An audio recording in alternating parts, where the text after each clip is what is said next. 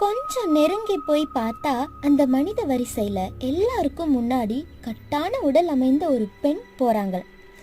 வயது 40க்கும் 50க்கும் நடுவுல இருக்கும். மூடப்படாத அவங்களுடைய வலது தோலை பார்த்தாலே அவங்க மிகவும் பலசாலி அப்படிங்கிறது தெரியுது.